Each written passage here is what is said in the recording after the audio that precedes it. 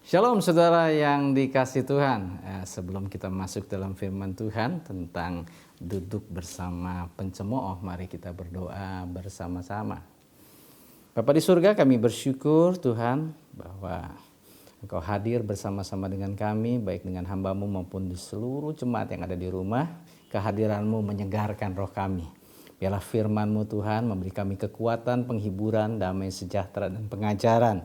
Urapi hamba-Mu, urapi telinga kami untuk mendengar, karena kami berdoa di dalam satu nama yang dahsyat dan ajaib, Yesus Kristus Tuhan. Amin. Mari kita lihat firman Allah di dalam kitab Mazmur 1, ayat 1 sampai ayat yang ketiga. Berbahagialah orang yang tidak berjalan menurut nasihat orang fasik, yang tidak berdiri di jalan orang berdosa, dan yang tidak duduk dalam kumpulan pencemooh, tetapi yang kesukaannya ialah Taurat Tuhan, dan yang merenungkan Taurat itu siang dan malam. Ia seperti pohon yang ditanam di tepi aliran air, yang menghasilkan buahnya pada musimnya, dan yang tidak layu daunnya, apa saja yang diperbuatnya berhasil. Bapak Ibu Saudara sekalian, salah satu yang paling merusak damai sejahtera, ya, komunitas di gereja, hubungan-hubungan yang menyebabkan perdebatan dan pertengkaran adalah cemooh. Itulah sebabnya di sini dikatakan firman Allah supaya kita tidak duduk dalam kumpulan pencemooh, saudaraku. Karena saudaraku, cemooh inilah saudaraku yang membuat terjadinya kekacauan di dalam gereja. Seharusnya di dalam gereja kita saling menghargai, saling menghormati, saling menguatkan, saling menghibur. Kalaupun saling menegur dalam kasih dikatakan saudaraku. Bukan mencemooh, mencari-cari kesalahan, saudaraku, menjelek-jelekan orang lain, apalagi saudara seiman kita, apalagi pemimpin kita, saudaraku. Ya, Rasul Paulus jelas katakan kepada Timotius bahwa di akhir zaman akan muncul pengejek-pengejek, pencemooh-pencemooh, pembual-pembual. Orang-orang yang senang menjelekkan, pemfitnah, saudaraku, yang akan merusak damai sejahtera. Dikatakan mereka seakan-akan beribadah, ya. Mereka seakan-akan tetap beribadah orang Kristen, tetapi ya perbuatannya mencemooh, mendakwa itu bukan perbuatan anak Tuhan. Karena saudara, kalau dalam kitab Wahyu, pendakwa saudara itu adalah pekerjaan iblis, saudaraku. Jadi kalau kita sedang mendakwa, mencemooh, mencari-cari kesalahan, menjelek-jelekan saudara seiman kita, kita sedang melakukan pekerjaan musuh kita, saudaraku. Dan itu merusak, ya. Amsal 22 jelas ya katakan, ya, bahwa cemooh itu, saudaraku, pencemooh itu menyebabkan, itu terjadi perbantahan, ya, dan persengketaan, kemarahan, kekecewaan. Bahkan Amsal 24 ayat 9 mengatakan, saudaraku, perbuatan keji. Jadi itu bukan main-main, saudaraku. Ya, mencemooh itu perbuatan keji, perbuatan yang Tuhan tidak suka, saudaraku. Ada di dalam tubuh Kristus, komunitas tubuh Kristus. Nah, dasar dari cemooh yang saya pelajari pertama adalah dengki, iri. Ya, seperti orang Farisi, dia dengki dan iri kepada Tuhan Yesus. Makanya semua perbuatan Tuhan Yesus, pengajaran Tuhan Yesus, mereka tolak dan mereka cemooh. Bahkan mujizat kesembuhan yang Tuhan Yesus lakukan pun mereka cemooh. Mereka katakan ini bukan dari Roh Allah. Luar biasa, lihat ketika orang dengki, bahkan perbuatan baik sekalipun, saudaraku, selalu wah ini pasti ada maksud tersembunyi nih, ada apa-apanya nih.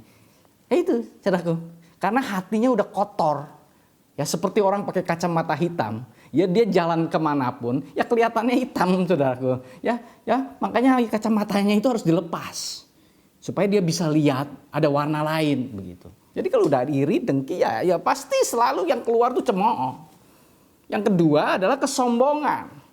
Ya, orang sombong itu selalu menilai orang lain, ngerasa lebih benar, lebih baik, ya, lebih layak di hadapan Tuhan. Coba kita lihat juga kan di dalam kehidupan kita di Indonesia itu kan yang merasa paling benar. Ya. Yang sedih sekali kalau di gereja pun lakukan yang sama. Ya, menghakimi orang lain. Wah, ini pengajaran gereja palsu. Hebat sekali, saudaraku. Siapa yang mengangkat mereka ya menjadi penilai, bahkan ketua sinode kita, saudaraku, yang notabene juga mantan ketua Departemen Teologi ya, dan juga rektor Institut Alkitab yang dihormati di Indonesia.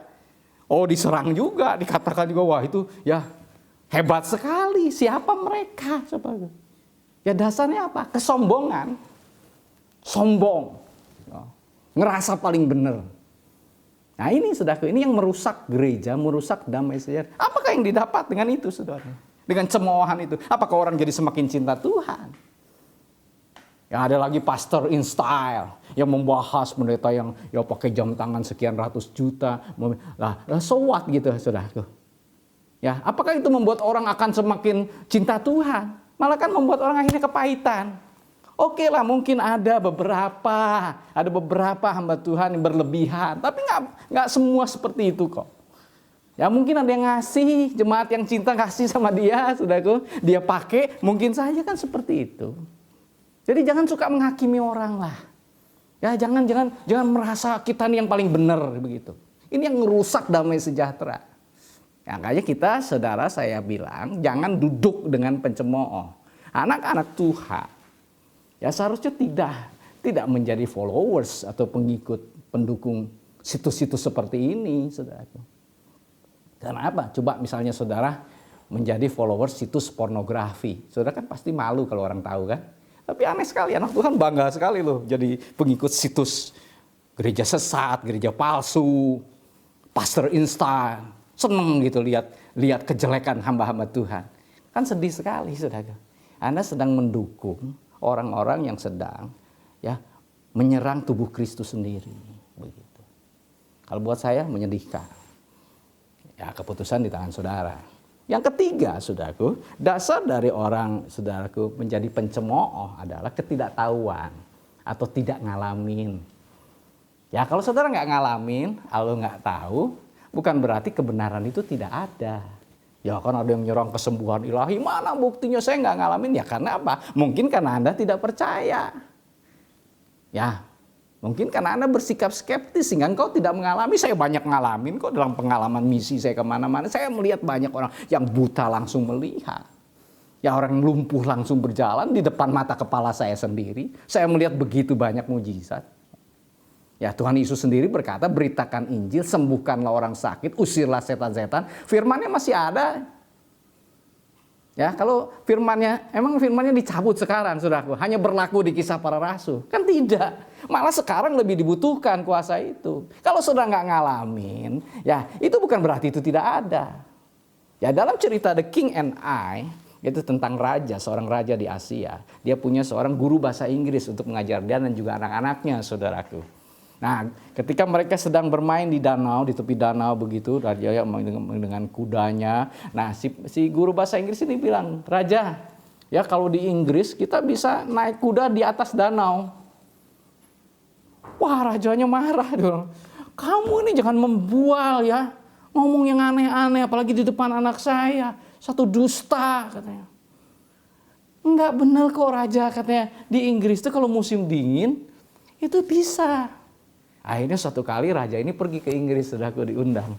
Nah pas musim dingin yang hebat di tepi danau, dia lihat orang-orang, saudaraku, naik kereta kuda berjalan di atas danau. Dia terbuka, oh iya ya, nah itu loh saudaraku. Ya saudara nggak ngalamin bukan berarti itu tidak benar. Tidak perlu kau menghakimi, oh tidak ada lagi kesembuhan ilahi, tidak ada lagi mujizat, tidak ada penuaian kekayaan bangsa-bangsa, tidak ada lagi. Ya karena saudara nggak percaya, ya nggak apa-apa kalau saudara nggak ngalamin. Tapi tidak perlu bahwa itu sesat, tidak perlu menghakimi. Ya mari kita belajar untuk rendah hati, terima pengajar. Saya belajar kok, saya bergaul erat dengan hamba-hamba Tuhan yang tidak hanya sealiran Pentakosta atau karismatik. Kami berhubungan erat. Ya bahkan ngobrol, makan bersama dengan pendeta-pendeta yang non karismatik. Kita saling menghargai. Saya menghargai sistem gereja mereka yang baik, sistem sosial mereka yang indah. Mereka juga menghargai gereja kita yang punya misi yang bagus, sudah aku punya pemuridan. Kita saling belajar. Tidak ada yang sempurna. Semua saling belajar. Nah, itu yang namanya saudaraku kerendahan hati, mau saling belajar. Ya seperti musik pujian. Dulu kan ada juga gereja yang nolak, saudaraku, dengan band yang wah itu low class ya.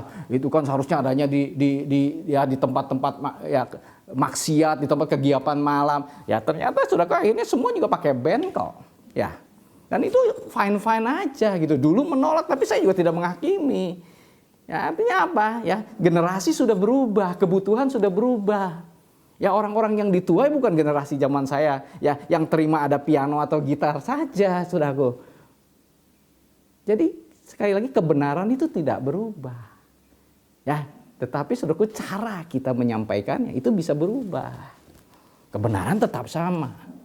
Makanya jangan kita saling menghakimi.